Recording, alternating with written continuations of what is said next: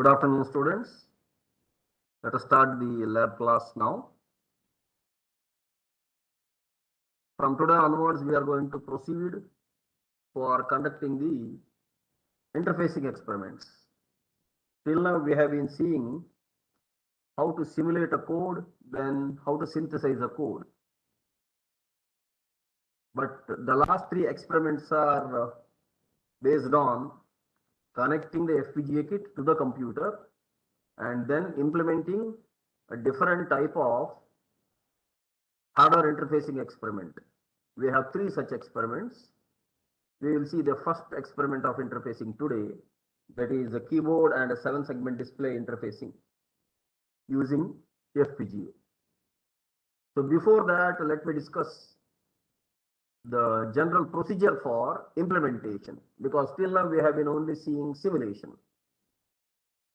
Now there are some procedures here. Let me read out. Go to source in the project window, right click on source file, select the new source, select implementation constraints file, give the file name and click next. Now when you come to this implementation window here, even though here it is simulation shown, you have to come to the implementation window.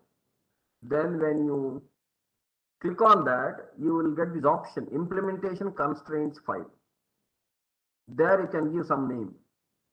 What is meant by the implementation constraints file? As we know, we have been using this particular chip called XC6SLX9-3 TQG144. Thin quad glass pack, 144 pins. So this is the Xilinx FPGA, which is containing 144 pins. Now out of those 144 pins, some pins are exclusively for VDD, some pins are exclusively for ground.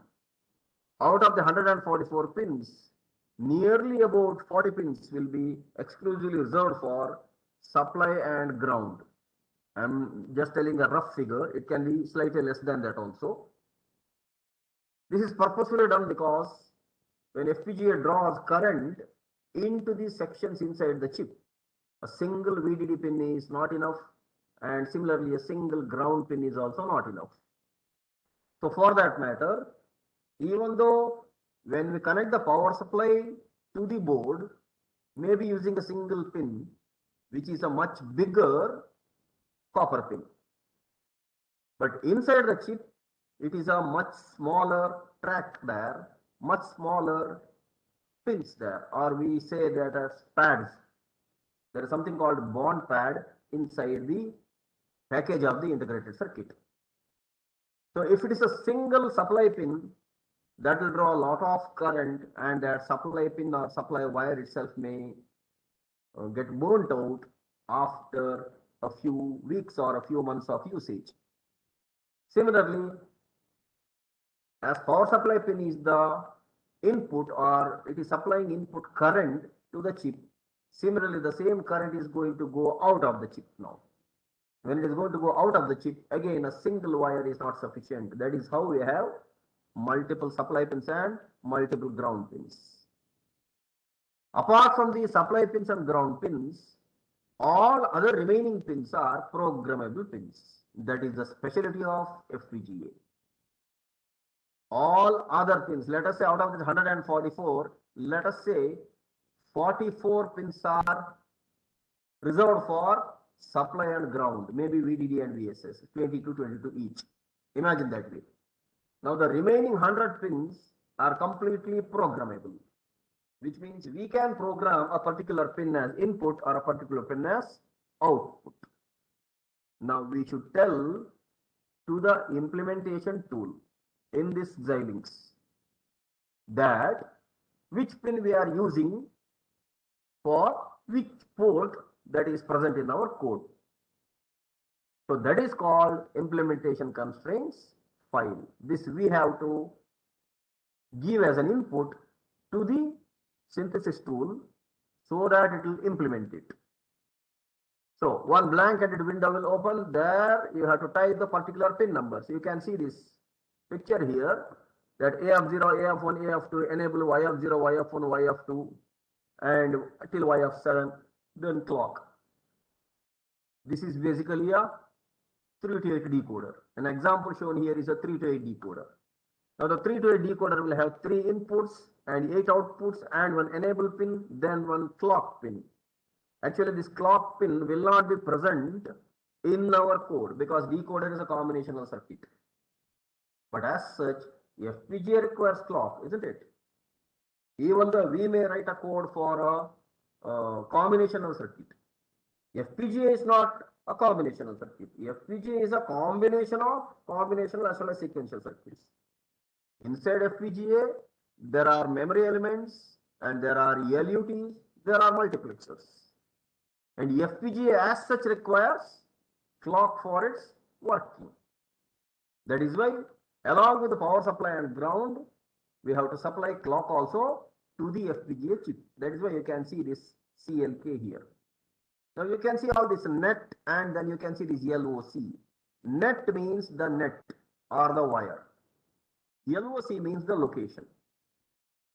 So all these nets or wires which are defined inside our code for the decoder. But it has to map with the particular pin on the chip now. That is because we are going to connect the FPGA to the computer. Then we are going to download this design into the FPGA. Later on, we are going to switch off our computer. And FPGA will work like a decoder later on. A small portion of FPGA will be programmed to work as a decoder. So you can see that pin 80, pin 81, 82. Then here 83, 93, 94, 95, 96, 97, 98, 99, 100, 101. In this way, we can select all these pins. In fact, it is not necessary that we have to select these pins only because all the pins are IO pins. All the pins are programmable pins. That is the specialty of FPGA. So this is called now implementation constraints file where you can see this UCF. The extension UCF stands for user constraints file, where we have the option to choose particular pins. Now after entering this data into the implementation tool, now go to the process for source window, double click on the implementation design and double click on generate programming file. In the implementation window, you have this, you can see below here, there is an implement design. Then below there is a generate programming file. Now when you click on this implement design, automatically it will take that UCF file along with the source code and then it will generate a programming file. See, we have discussed till synthesize. Now we are discussing the next step. That is, after synthesis, the tool has generated the hardware for the given code. But after that, the same hardware has to be implemented inside the FPGA. For which, now inside FPGA, there are lookup table and there are multiplexers. We have already seen such schematics in our RTL as well as technology schematics. Now all of those things must be implemented by using the library elements that are present inside FPGA. Now for which there is something called bit file or programming file. This programming basically means inside the FPGA there are so many switches which have to be enabled for selecting a particular library element. More about this programming will be discussed in the theory class in the 5th module. But for the present lab class, just understand that inside the FPGA there are so many switches which can be enabled or disabled for selecting a particular library element. Now when a particular library element is selected, then they all have to be connected together inside the FPGA so that we get the respective output. That particular file is called as a programming file or a bit file. This will contain only zeros and ones. This particular programming file will contain only zeros and ones. 0 means the switch is off, 1 means the switch is on. In that way, particular library elements are selected. So after this generating programming file, the next option is to configure the target device. Which one is the target device? The target device is our FPGA itself. So for that purpose now, next click OK and double click on boundary scan. Now this boundary scan is a very beautiful method of verifying the chip that is connected to the computer. There is something called JTAG, Joint Test Access Group. It was a group of engineers who developed this particular method of boundary scan. You are seeing now two ICs here on the screen, right? But when you work with the computer, in the computer there will be either Windows software or there will be Linux software, isn't it? There are two operating systems, either Windows or Linux. Now, the operating system which the computer is using, maybe it is laptop, maybe it is desktop. When the computer is using this particular operating system, the operating system is not actually configured to detect one FPGA. It is configured to detect one keyboard or a mouse or a printer or a communication port, isn't it? There are standard peripherals which are defined for a general purpose computer. In that, FPGA is not defined because FPGA is basically an electronic product. Now, how when we connect something else, how will the operating system detect it? For which we require an additional protocol or an additional testing methodology. That is called boundary scan. I'll tell you a little more in detail about what is boundary scan. Now let us say you connect one pen drive to your computer. Now the pen drive is connected to the USB port into the computer. Now a pen drive and a USB port are standard ports or standard I/O devices that are connected to the computer. So there will be no other issue except for the device drivers that have to be present for each device that is connected. There is no other additional activity required. But in the case of FPGA, when a chip is connected to the computer, that chip must be detected and it must be verified that it is working. For which this particular method called boundary scan is present, where what happens is basically it is a boundary scan. See, now FPGA will have these boundaries. You can see in that board there are now two chips. One is called PROM, one is called FPGA. We are going to select FPGA only. Even though our kit contains these two devices, we are going to use device 2 FPGA XE6SLX SLX9, which means the operating system has detected that there is a chip here with this name, and it is showing these two. You can see this TDI and TDO,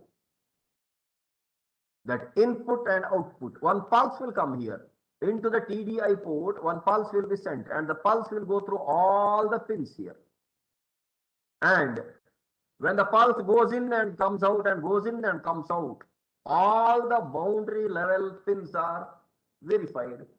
And that is how, even though the internal architecture of the chip may not be verified by the computer, but it has verified that they are all functioning pins. That is called boundary scan. Now it is showing here for this XC P04S, that is that PROM. XCF04S. But we have one more chip here, XC6SLX9, that is FPGA. This one only we are going to select, and then we are going to click on boundary scan, and the computer will send a pulse like this, and the pulse will go in and come out and go in and come out through all the 144 pins, excluding VDD and VSS, because into VDD and VSS no pulse can go. Excluding that, to all other pins, the pulse will get transmitted, and that is how the chip gets verified that it is a completely working chip. That method is called boundary scan, which was an ingenious method when it was developed some 2 or 3 decades before. Now it has become part of our interfacing, so we don't really appreciate it. Sometimes when things become normal in a day-to-day activity, we don't really appreciate them. But when people developed all these methodologies, it was an ingenious method in those days. Now that is called boundary scan. Just to give you one more analogy. Let us say I come to the theory class, maybe when the offline classes start, at least by next semester. Let us say I come to the theory class and let us say I crack a joke. And when I crack a joke in the class, if you people laugh, then I have scanned the boundary. Means what? Your face is the boundary. That whatever joke I cracked, you heard it and it went inside and you understood the joke, then you laughed out. Which means through your ears and through your eyes, you took in the stimuli and then you processed it inside. Then you sent out a laughter, which means you understood the joke. And I understood that, you have understood the joke, and I have made you laugh. Basically, in between you and me, what was happening or what is going to happen? Boundary scan only. So, in human communication, in human interaction, many times we don't know what is happening inside the head. But just by looking at the behavior, we come to know about the person, right? That is how we communicate with each other. In the same way, between the computer and the FPGA, computer need not spend a lot of time checking the internal architecture of FPGA. That is not required. For the computer, it is not required. But the computer has to verify that whatever is connected to it is a working device. For that, we are using this boundary scan. Now, after this, we are selecting this FPGA and we have already generated a programming file. Now this identity is succeeded. You can see we are selecting this FPGA itself and right click on the target device and select program. Now this chip is coming green in color. So now right click on this and then one more button will come called program. And it will ask you whether flash PROM is required or not. No, because in that FPGA kit we have one flash PROM and we have an FPGA. We are using only the FPGA. So right click on the target device and double click on program. It will show program succeeded. You can see this here.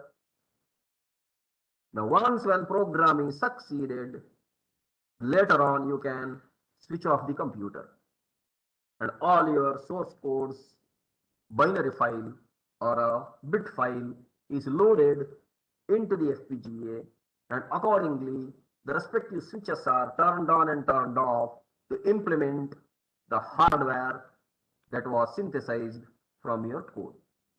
So once we get this program succeeded, then we can keep on giving physical inputs to the FPGA and we can keep verifying physical outputs from FPGA.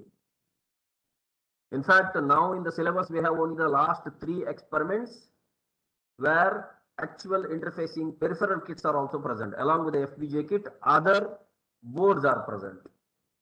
Generally, we say in the computer language that a motherboard and daughter boards.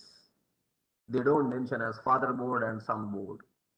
They have been using this terminology from the beginning in this way only. Motherboard and daughter boards. Wherever FPGA is present, that can be called as motherboard. And in today's experiment, we are using the keyboard and the 7-segment display, that can be called as a daughter board.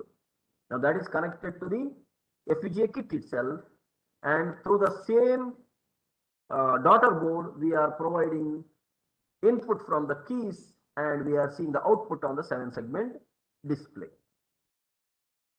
So in this way, finally we physically give input and we physically verify the output.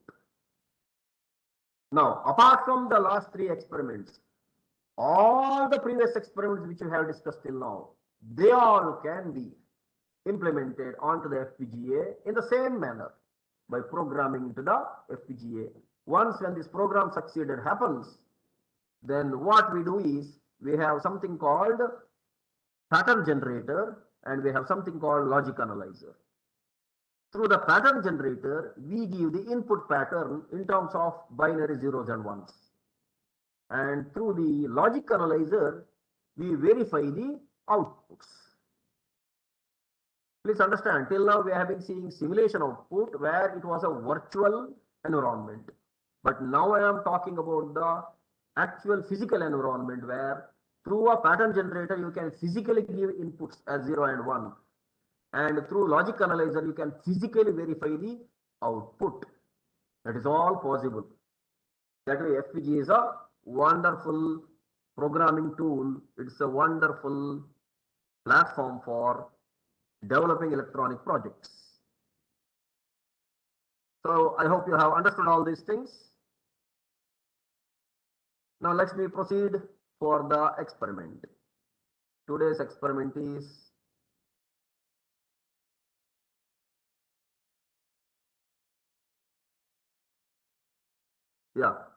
this is now cycle 2 interfacing experiments using Xilinx Spartan 6, where in this picture now you can see at the center whatever you are seeing, this is the FPGA now. Now this whole big board is the FPGA interfacing board, where at the sides you can see all those connectors. Now this FPGA contains 144 pins here around. Here itself there are 144 pins. But it is connected to a bigger PCB here now. You can see the kit here. The kit contains so many connectors here. Some connectors are for this daughter board. Some connectors are for interfacing with the computer. You can see there's a cable here. Through this cable, there's a programmer there. And you can see the USB programmer for FPGA is written. And through this programmer, that boundary scan is going to happen. And that is where the JTAG interface, generally we call it as a JTAG interface. In the older systems, there used to be that RS-232 port, and that used to get connected to the serial port of the computer. And through this FRC cable, FRC stands for a flat ribbon cable. Through this flat ribbon cable, it used to get connected to FPGA. But nowadays we have this USB programmer itself. Now the work is quite easy. But the method of boundary scan remains the same. Means as soon as this is getting connected to the computer, the whole boundary of the FPGA is going to be verified. All the pins are working. Only then it is going to give a green color on the chip. So you can see there are so many connectors here. All these connectors, some of them are connected to computer and some of them are connected to IO ports. Out of those 144 pins, we can configure some of the pins as input, some of the pins as output. And here you can see there are some voltage regulator ICs through which power supply is given to the different parts of the FPGA kit. And today's experiment is this keyboard and 7-segment display interface. Now you can see there is this keyboard, and this is a 16 keys 4x4 keyboard. And we can see one LCD, you can see one LED display with 7-segment. Each one is having 7-segment. And then we have this dip switch here, which can be utilized to configure some of the options that are possible in this daughter board. Now today's experiment is, whenever we press a particular key here, the respective key's denomination should be displayed on the 7-segment display. That is the experiment today. So now all these keys 0, 1, 2, 3, 4, 5, 6, 7, 8, 9, A, B, C, D, E, F. In that way, this keyboard is now named. There are 4 rows and 4 columns. There are 16 keys. Whenever you press a particular key, that should be sensed by the FPGA, and it should give the output respectively through this cable, and output should come here, and automatically a particular display will be chosen. Out of these 4 7-segment displays that are available, any one can be chosen, and in that particular chosen display, the particular key must be displayed. Now, even though it seems to be very simple, it is not really very simple, because this keyboard is an input device, display is an output device. Now the keys are basically switches. Even though we call it as 0, 1, 2, 3, the keys as such do not have any intelligence there. They are just on-off switches. Now whenever you press a particular key, it will have a particular row, particular column. Now that key must be sensed inside the FPGA. And accordingly, whichever key is pressed here, accordingly it should decide which segment in the 7-segment has to be eliminated. Because right from 1, 2, 3, 4, 5, 6, 7, 8, 9 and 0. All these, even A, B, C, D, E, F, all that can be displayed using these 7 segments. Now, we should have a code here inside the FPGA to eliminate the particular segment which is corresponding to a particular key in the keyboard. I'll show you that in the program now. So now you can see we have this FPGA board and it is interfaced with the keyboard and the display. This is today's experiment. Now the device is Xilinx Spartan 6, device family is XC6 SLX9, simulator is ISC and package is 144 pin. Of course, we are not using any simulator today. Why? Because it is a physical interfacing where simulator is of no use. We will not have any test bench today. We will directly synthesize and we will directly implement it. That's all.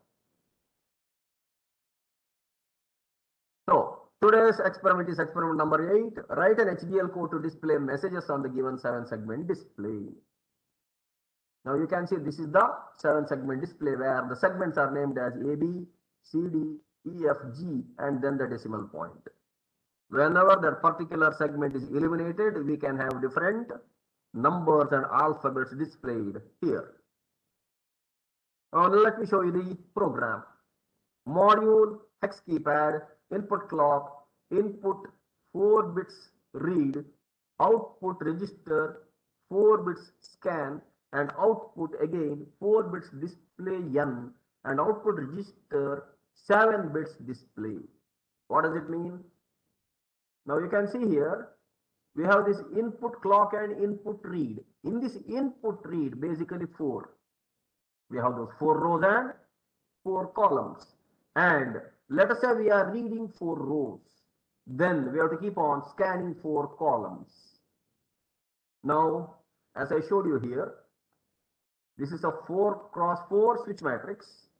And in the keyboard, a continuous power supply line is connected to all these switches. Whenever a particular switch is pressed, through that a current will flow and one is a row and one is a column. Accordingly, one is input and the other one is output. To the input and to the output continuously, the pulse can be given, and whenever the switch is pressed, not pulse actually, power supply, and when the switch is pressed, correspondingly in the output pin, FPGA will sense the current coming in. That is how it is going to find out that which key is pressed out of this 4x4 matrix. That is what is this read and scan, then this display number and then display. Now in this display, we have totally 4 displays, 4 individual 7-segment displays. We need not use all of them, right? We can use all of them provided we want to show 4 characters there. But today's experiment is only sensing a particular key's pressing and then displaying that key's name on the 7-segment display. So we can use a single one here, either the rightmost one we can use. So that is the display number. This is 1, 2, 3, 4. Any one of them we can choose. Then I showed you one more variable there called disp. That was 7 bits, right? That 7 bits is 1, 2, 3, 4, 5, 6, 7. A, B, C, D, E, F, G. That is corresponding to these 7 segments. So that is this output register, 7 bits display. Then we have a count 0, 0. I will tell the logic of the count later on. Always at the positive edge of the clock, because now the FPGA kit contains a clock, right? We have a clock input in our constraints file. Begin, count is count plus 1. That 0, 0 becomes 0, 1. Then that end. Let us see what is this going to happen. 0, 1 and 1, 0. 1, 1, it is going to happen that way. Always at count. Begin, case count. If the count is 0, 0, then scan 0, 0, 0, 1. If it is 0, 1, then scan 0, 0, 1, 0. If it is 1, 0, scan 0, 1, 0, 0. If it is 1, 1, scan 1, 0, 0, 0. Default scan is 0, 0, 0, 1. So this whole thing corresponds to 4x4 matrix now. 4 rows and 4 columns. That's all. That is how, why these 4 cases here? Because 4 rows and 4 columns, it has to scan one by one only, right? Now just look at this diagram again. FPGA is working with a clock frequency of, let us say, 40 megahertz. But we are going to press these keys. We will be slower. FPGA will be faster. Now FPGA is going to work with microseconds and nanoseconds. But we are working with seconds now. So whenever you press any particular key, before that itself, so many times it would have come and gone for all these 16 keys with 4 rows and 4 columns, 4 inputs and 4 outputs. That is the read and scan. Now, there can be 4 cases of 0, 0, 0, 1, 1, 0, 1, 1. In each case, it will check the 4 keys. It will go to the next case, again 4 keys, next case, 4 keys, next case, 4 keys. It will keep on coming back. So that way, in a particular row, which key they have pressed, that will be scanned there. But this will happen within a few microseconds, and we will not be experiencing the delay here. Even though it is going case after case here, there are 4 cases, still it is working much faster and we will not be knowing. Now, assign display N is 4 tick B1110 means enable the last display in the RHS, whatever is the display that is going to be enabled. That is the active low enable here. You can see it is active low, means when it is made 0, it is enabled. Others are disabled. So use the last display. Now always at scan and read. Case scan 4 tick B0001. Now case read. If this read is 4B0001, then display 7 tick B111110. Now again visualize the key 0 is pressed. When key 0 is pressed, except for that G, all others are not enabled. You can see A, B, C, D, E, F. All segments are enabled and the middle segment is disabled here. I'll show you here. Now A, B, C, D, E, F.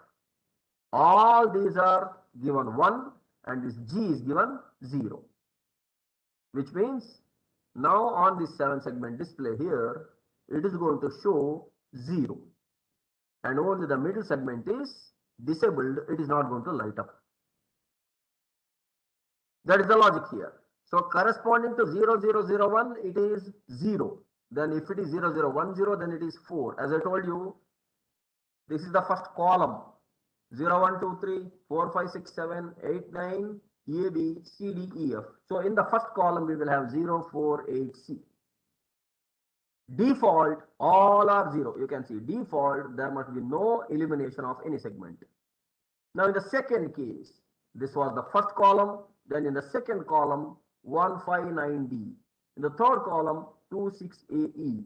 And in the fourth column, 37BF.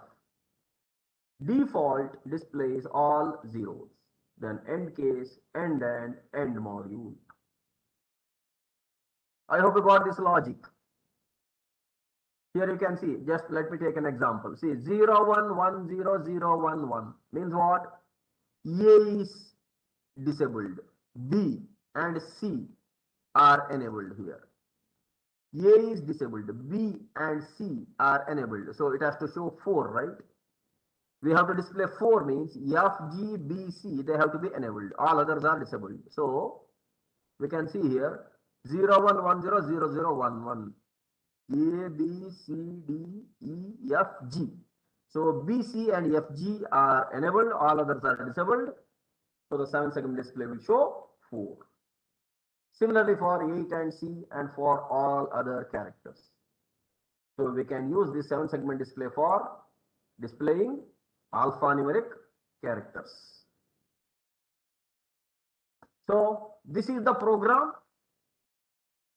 which is scanning the keyboard and detecting a particular key and displaying it on the 7 segment display. For today's experiment, we are not using that LCD display, even though it is present in the FPGA kit. But the same FPGA kit can do many other wonderful things. Even that LCD display can be utilized for implementing some other bigger project also. So this is the constraint file. I showed you the constraint file earlier. It was only for that decoder. Now you can see for the 7-segment display, there are so many pins now, right?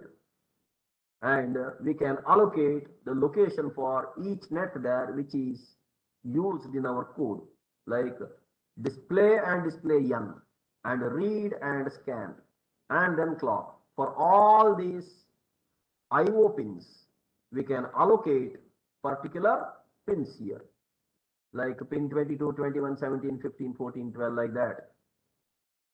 Now, don't think that we have a complete freedom of selecting these pins. Why? As far as this kit is concerned, there are these connectors, right? Now, based on the connectors, the manufacturer of this kit has given us the details of all these connectors which are connected to which pin in FPGA. Now, here we are forced to use the particular pins only, because some pins are going to the keyboard, some pins are coming to the display. We cannot simply program anything with anything. But in the beginning, I told you that except for the supply pin and the ground pin, all other pins are programmable. Correct, they are programmable as far as FPGA is concerned, as far as the chip is concerned. But the chip is interfaced to the board here, right? And the board is connected with the particular FRC cable here. And here we should know which pin will go to which particular IO device. Accordingly, the manufacturer of this FPGA kit has given us the list of pins which are connected to all these connectors. And whichever connector we are going to use, accordingly we are going to program only those pins. That is the idea here. So that is how you can see all these pins. Now finally, the result is the Verilog code to display messages on the given 7-segment display has been written and verified by interfacing using Spartan 6 FPGA. So let me stop sharing now. What is C, D, and E? Okay. You mean to say for C, what is the code there, right? What exactly are you asking? Yeah, so here I'll show you the keypad. Now in the keypad, when we use the names for these keys, this is 0, this is 1, this is 2, this is 3. Now this is first row. Second is 0, 1, 2, 3, 4, 5, 6, 7, 8, 9. Afterwards we cannot have a 10 because key is 1. So what we name as, we name it as A, then as B, then as C, D, E, F. This is how we name it, because this is now a 4x4 keyboard.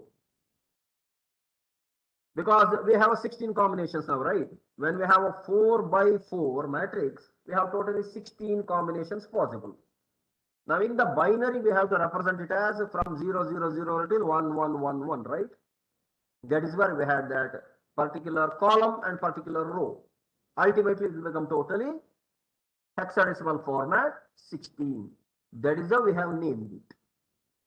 In your computer, you will have a QWERTY keypad, right? QWERTY, POIUY. We call it as a QWERTY keypad, which will have a lot of keys there. Maybe more than 100, sometimes 150 keys are there.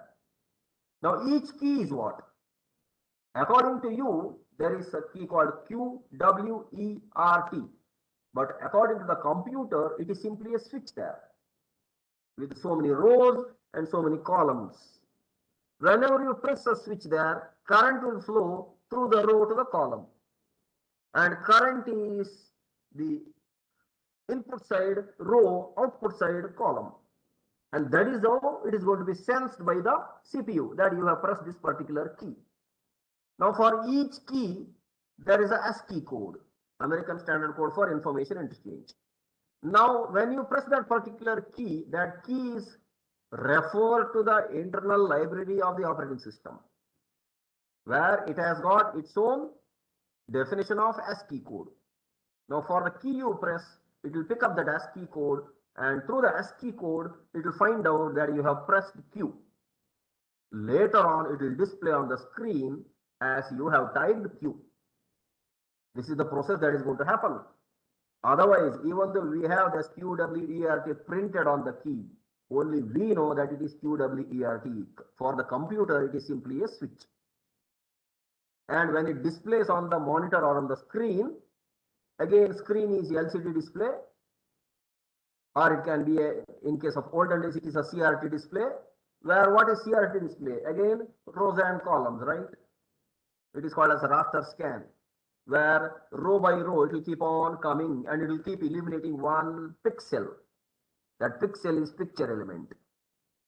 So in the case of the present display also, maybe LCD display or plasma display, there are millions of pixels on the screen, picture elements. They are present on the screen. Now, if it has to display a Q there on the screen, which are all the pixels which it has to eliminate, which are all the pixels which it has to disable, that device driver is going to make use of it. For the display, there is again a device driver that is going to decide which pixel has to be enabled and disabled. So it is a very complex process which is happening inside. For outside, we simply name the keys as QWERT, ASDFG, ZXCVB. In the same way here, for our sake, we have mentioned it as 0 till F in the hexadecimal format. That's all. I hope you got it now. If there are more number of keys, we may not be able to use hexadecimal format. Instead, we have to go for alphanumeric format. Like the way in which in the computers we have keyboard, in the same way we may have to name them. So I have discussed the code now, and now let me stop sharing the screen and let me show you the ISE.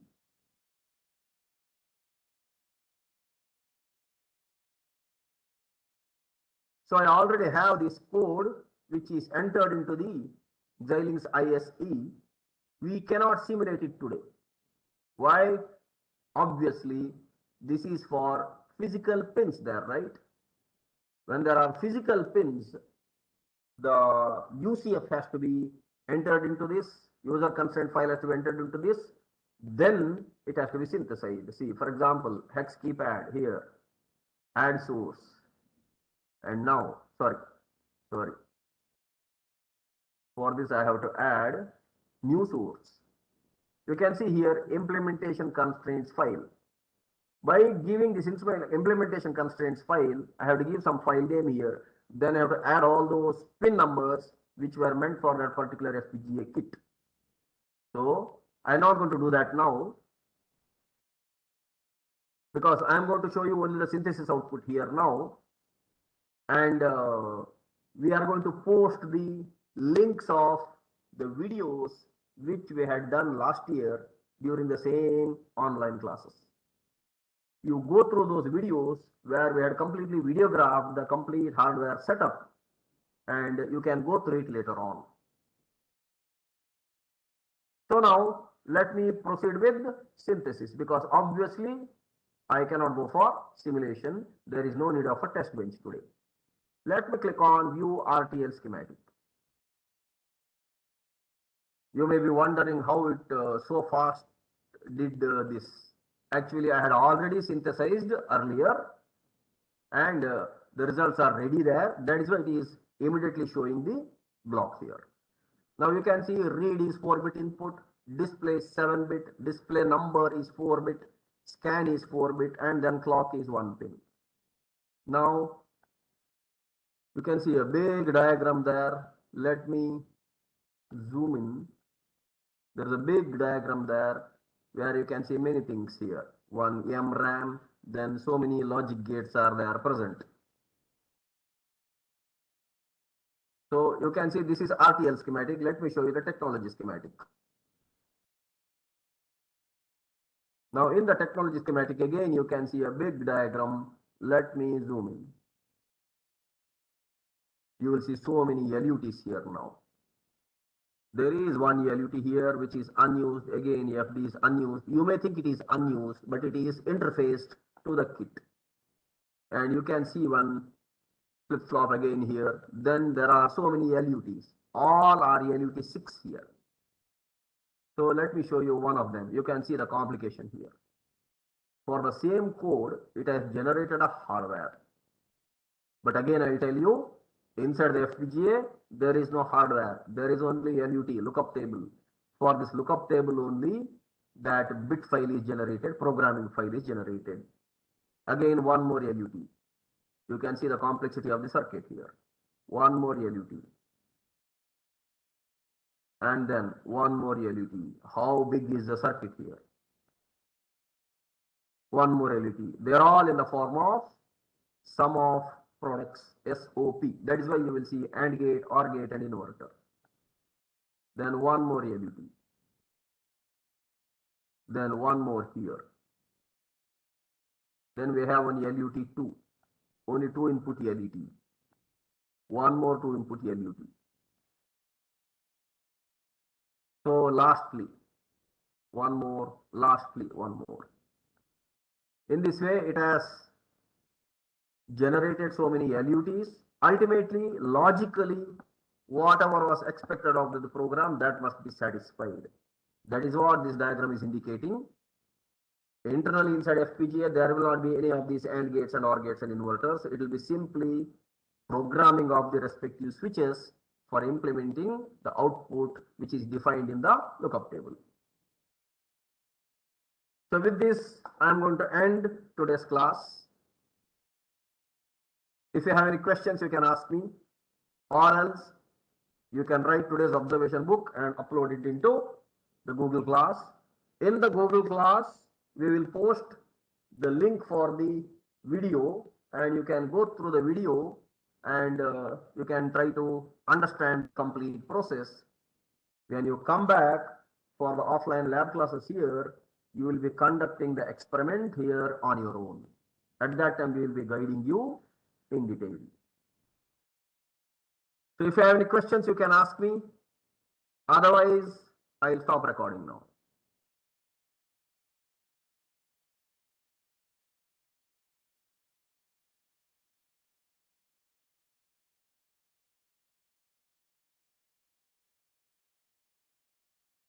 Okay, I hope there are no questions. So let me stop recording.